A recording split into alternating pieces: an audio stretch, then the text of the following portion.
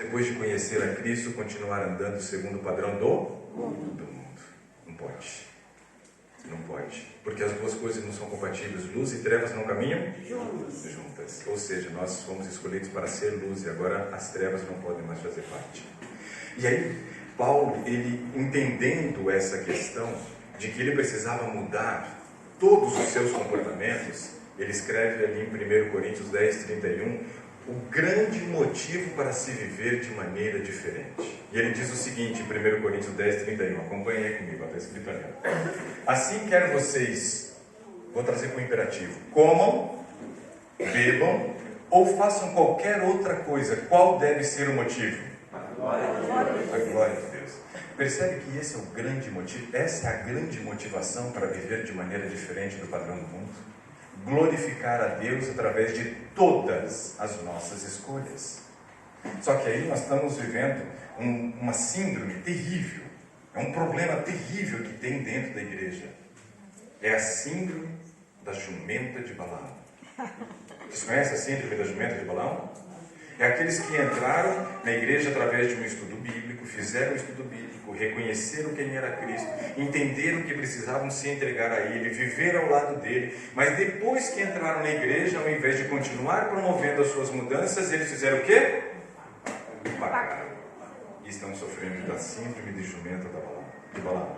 Precisamos progredir. Não podemos continuar como éramos. Temos que continuar fazendo as mudanças, porque todo momento, tudo que eu faço deve ter esse maior propósito, que é glorificar o nome de Deus. Mas se, por exemplo, as pessoas não notam diferença em mim com relação ao padrão do mundo, nós não estamos progredindo. E isso é um problema. E aí entramos no segundo motivo para viver de maneira diferente. Eu convido vocês a lerem Êxodo capítulo 15 e o verso 26.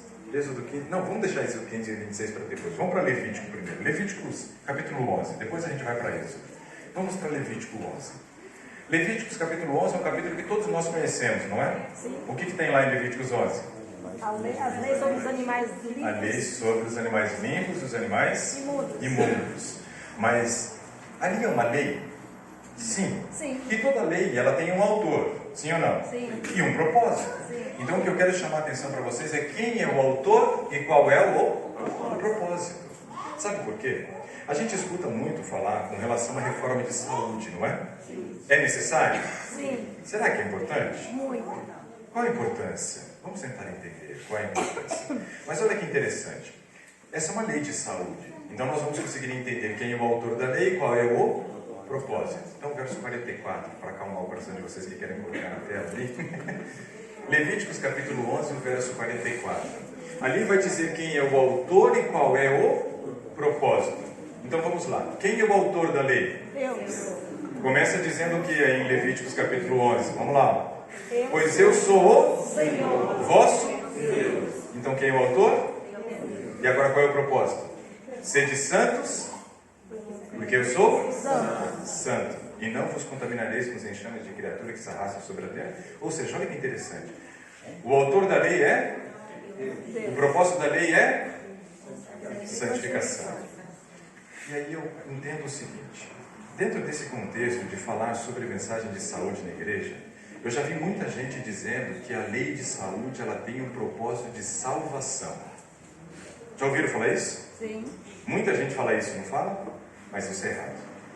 A lei de saúde não tem um propósito de salvação. Porque se a gente olha para João, capítulo 1, e o verso 29, o que está escrito lá em João 1, 29? Ninguém precisa abrir porque todo mundo sabe. Agora vamos testar o conhecimento. João Batista estava batizando as pessoas. De repente ele avista a figura de uma pessoa, aponta para ele e diz o quê? Eis o Cordeiro de Deus que tira o pecado do mundo. Este é o Cordeiro de Deus que faz o quê? Tira o pecado do mundo. Naquele momento Jesus já tinha cumprido a sua missão? Não. Então veja que ele foi referido como o Cordeiro de Deus que faria o quê? Tiraria o pecado. Mas depois que ele morre, ele se torna o Cordeiro de Deus que fez o quê? Tirou. Ali ele não tinha cumprido a missão, ele tinha que passar pela morte de cruz. Então ali ele era o Cordeiro de Deus que tiraria o pecado. Depois da morte de cruz ele se torna o Cordeiro que fez o quê? Tirou o pecado do mundo. Ou seja, quem salva? Jesus. É Jesus quem salva. Então, se a mensagem de saúde não tem papel de salvação, ela tem papel do quê? Santificação, não salvação. Eu tive uma professora na 6ª série. Essa professora na 6ª série, todas as vezes que eu me lembro dela, eu lembro daquele animal terrível e espantoso que Daniel faz referência, Apocalipse também. Todas as vezes é assim, não tem como pensar nela e não lembrar dessa cena. Essa professora foi terrível. Os piores alunos geralmente sofrem todos os anos para passar, não é verdade? Mas e os melhores? Não, os melhores é tranquilo, o 3º bimestre está lá, tudo aprovado, já atingiu a média. Pois é, naquele ano, com aquela professora, os melhores alunos estavam meio que com a faca no pescoço no final do ano. A professora era complicada, não era fácil lidar com ela. E eu me lembro que eu cheguei no final do ano meio desesperado também, precisando ainda de nota, nunca tinha reprovado. E aí eu falei, não é possível que eu vou reprovar. E ela ainda era amiga da minha mãe dava aula no mesmo colégio que eu estudava. Então era uma situação complicada. Mas chegou o final do ano, fui aprovado, assim como os outros melhores alunos também conseguimos ser aprovados. E eu fazia parte dos melhores alunos, e não porque era melhor aluno, mas porque minha mãe dava aula no colégio, a reclamação chegava primeiro na minha casa do que na casa dos outros. Acredite. E aí, nesse caso, estávamos nós agora na 7ª série, que corresponderia ao 6º ano hoje. Estávamos todos nós ali meio ansiosos, receosos. Quem será que vai entrar por aquela porta? Aula de matemática, primeiro dia da aula de matemática, naquele novo ano, estávamos todos nós ali, todos ansiosos. De repente abriu a porta e não foi aquela professora que entrou. Já foi o primeiro alívio. Ufa! Entrou um professor chamado Roberto. Um homem alto, forte, um voz forte. E iniciou seu primeiro momento com a turma com a seguinte frase: bom dia, aprovados. Eu olhei e falei, como assim aprovados? Não fiz nenhuma prova desse miserável ainda, como é que está me chamando de aprovado? Que história é essa? E alguém falou, ué professor, mas nem fizemos prova, como é que o senhor está chamando a gente de aprovado? A resposta dele foi a seguinte: por isso mesmo, daqui para frente eu não quero saber quanto vocês vão ganhar, mas quanto vocês vão perder. Eu quase morri. Falei, se aquela professora foi aquele estrago, imagine esse, começando o ano com essa frase. Um dos melhores professores que eu tive. Um homem assim espetacular. Quando ele percebia que a turma estava meio desconexa, que a gente estava ali distraído na aula de matemática dele, ele falava assim, vocês estão de saco cheio de matemática, né? Aí todo mundo olhava assim e falava, professor, tá difícil, né? Vamos desenhar então. E aí ele ia para o quadro, ensinava a gente a desenhar ponte, ensinava a gente a desenhar e não sei o quê. E a gente se distraía com aquele desenho e falou, agora chega de desenho, vamos voltar para a matemática. E a gente voltava num grau de concentração diferente. É um homem espetacular, um baita de um professor, deu aula para mim na 7ª e na 8ª série. Muito bom professor. Mas aquela frase dele, que ele disse assim, eu não quero saber quanto vocês vão ganhar, mas quanto vocês vão perder, me fez entender o sentido da salvação. Quando eu aceito Jesus, quantos por cento estou salvo? Vocês têm dúvida? Vou ajudar vocês. Vou fazer a pergunta de novo. Quando você aceita Jesus, quantos por cento salvo você está? E no dia seguinte? Depende. Depende. Mas quando você aceita Jesus, você está 100%? Salvo. Então quer dizer que tudo que eu faço depois de aceitar Jesus era para ser salvo ou para me manter salvo? E esse esforço para me manter salvo chama-se o nome. Santificação. A síndrome da jumenta de Balaão é um problema porque ela nos impede muitas vezes de continuar progredindo na santificação. Nós precisamos continuar progredindo. Qual a importância da santificação para o cristão? Fala em Hebreus capítulo 12, verso 14. Ali diz o seguinte: seguir com todos a paz de Deus e a santificação, sem a qual ninguém verá o Senhor. Qual a importância da santificação? É essencial para a vida do cristão. Sem a santificação, eu e você não estaremos preparados para nos encontrar com quem? Com Deus. Com Cristo. Percebeu que a lei de saúde não tem o papel de salvação? A lei de saúde tem o papel de santificação. E esse é o segundo motivo para nós vivermos de maneira diferente do padrão do mundo. Continuarmos buscando a santificação. Porque a santificação, eu gosto de compará-la como uma escada de degraus infinitos. Por mais degraus que eu suba, o último degrau não sou eu quem sobe. Quem sobe o último degrau para mim? Jesus. Jesus. Quando Ele transforma o nosso corpo corruptível em Incorruptível. incorruptível. Ou seja, por maior que seja o meu esforço no processo da santificação, o último degrau não sou eu quem subo. É Cristo quem sobe. Mas a minha parte eu preciso fazer. Por isso a gente escuta sempre aquela frase que diz assim: o Deus do impossível. Porque o possível é com quem? E se eu não faço o possível, Ele vai fazer o impossível? Então, esforça-te e eu te ajudarei. Ou seja, a nossa parte precisa ser feita. Nós precisamos continuar tendo a motivação clara da santificação como sendo algo essencial para a vida do cristão. É a santificação que vai nos manter nos trilhos, que vai nos manter no caminho estreito e que vai nos preparar para o encontro com o nosso Salvador. Amém. 2 das 4 motivações já foram. Só para relembrar, para ver se vocês gravaram. A primeira qual foi? Fazer escolhas. Ainda bem que o senhor está aqui, senão eu tenho que começar a pregar de novo. Vamos juntos. Primeiro motivo para viver uma vida diferente do padrão do mundo é fazer escolhas para a glória de Deus. Segundo, ainda bem que agora você estava presente. Segundo, santificação. Terceira, agora vamos para Êxodo capítulo 15, verso 26. Vamos colocar ela como terceira. Terceira motivação agora para vivermos de maneira diferente, Êxodo capítulo 15, verso 26. Vamos entender o contexto. O povo de Deus foi liberto de 430 anos de escravidão.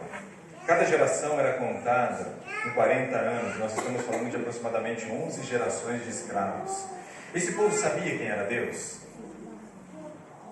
Depois de 430 anos, eles não sabiam mais quem era Deus. Esqueci. Eles não tinham a Bíblia escrita como nós temos. O que eles conheciam de Deus era aquilo que os seus antepassados contavam. Nós estamos falando de 11 gerações. Provavelmente eles não sabiam mais quem era Deus. Depois de eles serem libertos num processo onde Deus, de maneira muito didática, trabalhou com 10 pragas. Por quê? A lei do escravo qual é? Manda quem pode? Obedece quem tem juízo. Ou seja, quem era a figura mais forte? Faraó. Deus precisava se apresentar como sendo uma figura mais forte do que Faraó. Ele tinha que se demonstrar como sendo alguém mais poderoso do que Faraó. E didaticamente aquelas 10 pragas ajudam aquele povo a compreender que Deus é Deus. E quando Ele fala, ninguém o impede de agir. E Ele liberta então aquele povo numa cena incrível, onde eles estão diante do Mar Vermelho, os perseguidores estão vindo atrás com o propósito de matar, o povo reclama com Moisés, dizendo: Moisés, não havia tanto espaço lá no Egito para que todos nós fôssemos enterrados, por isso nós viemos aqui para o deserto, para que aqui nós morrêssemos. E Deus então, de maneira miraculosa, faz a abertura daquele Mar Vermelho, eles passam em terra seca, o mar se fecha sobre todos os seus inimigos e eles morrem afogados, ou seja, Deus mostra quem mandava, quem tinha poder. E eles estão agora no deserto e, de maneira didática, mais uma vez, Deus continua dizendo para eles o que eles precisam aprender de Deus e o que é preciso acontecer na vida deles. E aí Deus então diz para eles o seguinte: se vocês ouvirem atentamente a voz do Senhor teu Deus. Isso Moisés falando a eles. É uma condição, sim ou não? Sim. Então é uma promessa condicional. Se ouvirem atentamente a voz do Senhor teu Deus. Aí eu quero fazer uma pergunta: quantos são pais ou mãe aqui? Pai ou mãe? Boa parte, né? Os que não são pai ou mãe são os filhos. Então veja só. Quando você é pai ou mãe, você precisa educar o seu filho. E no processo de educar o filho, muitas vezes a gente diz para eles o que eles devem fazer, não é? Mas eles não fazem. Por que muitas vezes eles não fazem? Porque eles não ouviram com atenção. Quando eu não paro e não ouço com atenção, qual a chance de ter uma compreensão? Baixa, não é? E se a minha chance de compreender é pequena, isso quer dizer que aquilo não vai gerar transformação e mudança em? Por isso Deus fala que eles precisavam ouvir com atenção. Eu gostei muito da frase que eu ouvi de um pastor uma vez, estava fazendo palestra no Campo Oeste, na Bahia. E esse pastor fazia a parte espiritual e eu estava fazendo a parte de saúde no acampamento. 4.500 pessoas ali. Demos aula de culinária, foi uma confusão danada, porque você não tem condições de fazer para todo mundo experimentar. Mas aí o povo vinha e falava: deixa a gente experimentar, E não tinha os pratinhos, a gente botava a mão assim, falava: põe aqui, jogava patê na mão assim, tudo certo. Um barato aquilo. Mas eu ouvi uma frase de um pastor lá que aquilo me encantou. Ele disse que hoje, muitas vezes, a gente entra em comunhão com Deus, mas o nosso celular precisa ser colocado no modo comunhão. Sabe o modo avião? Ele chama de modo comunhão. Porque ele disse que muitas vezes, se você está ali na presença de Deus e chega uma notificação no celular, o que acontece? Tira a atenção. Na hora você perde a atenção no que você estava fazendo e corre os olhos para ver quem te mandou a mensagem. Pode ser que até você resista e não abra a mensagem, mas você não vai parar de pensar em o que está escrito naquela mensagem. É assim ou não é? Isso gera o quê? Distração. E se gera distração, você não ouve com atenção. E se você não ouve com atenção, você não promove mudança. Quando nós vamos, por exemplo, educar os nossos filhos e precisamos fazer com que eles mudem, nós precisamos que eles estejam plenamente atentos àquilo que vamos dizer. Senão não vai haver transformação.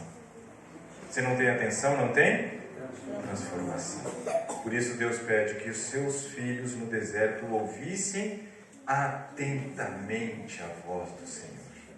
E se eles ouvissem atentamente a voz do Senhor, o que seria a segunda condição? Fazer o que era reto diante dos seus olhos. E quando que nós obedecemos? Quando aquilo fez sentido. Se o povo realmente ouvisse com atenção aquilo que Moisés tinha para ensiná-los a respeito de Deus, isso geraria transformação. Tem lugar aqui na frente, ó. Aqui tem um lugar também. Isso. Bom dia. Um bom sábado.